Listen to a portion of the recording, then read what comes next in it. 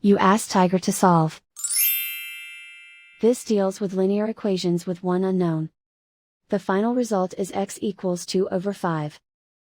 Let's solve it step by step. Group all constants on the right side of the equation. Add 26 over 5 to both sides. Combine the fractions. Combine the numerators. Reduce the zero numerator. Simplify the arithmetic.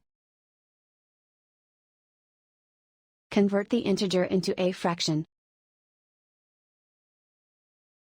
Combine the fractions. Combine the numerators. Isolate the x. Divide both sides by 3. Simplify the fraction. Simplify the arithmetic.